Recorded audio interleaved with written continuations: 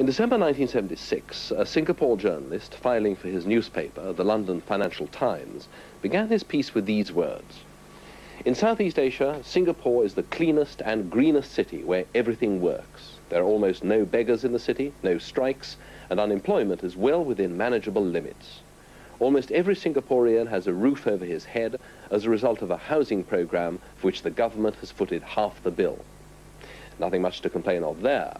Yet he also wrote about the government's intolerance of criticism, control of the press, and student and worker unrest.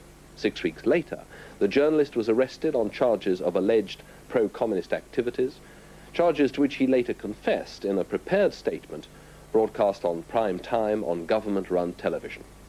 Many prominent citizens associated with criticism of the government have suffered a similar fate.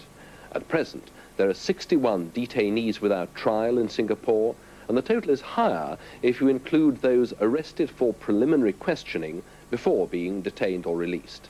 3 of the detainees have been inside since February 1963. What's extraordinary about the government's intolerance of criticism is that it contrasts with a remarkable economic and political record. On 4 occasions in the last 2 decades, and Lee Kuan Yew has been in power for 19 of those years, Singapore's economic collapse has been freely forecast. In fact, Singapore has ridden all the crises. And in the last 3 elections, Lee Kuan Yew's People's Action Party has won all the seats in Parliament, though the opposition has taken up to 1/3 of the votes cast. So, on the face of it, the government, acknowledged to be the least corrupt in the entire region, perhaps in the whole of Asia, should have little to fear from its critics.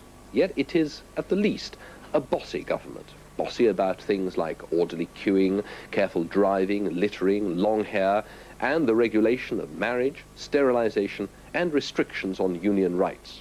As the jailed journalist wrote, Singapore is a society where people are told what to do.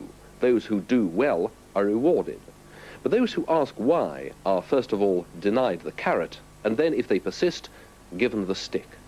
What worries many people, friends and enemies of Lee Kuan Yew alike, is that his government is resorting with increasing frequency to the stick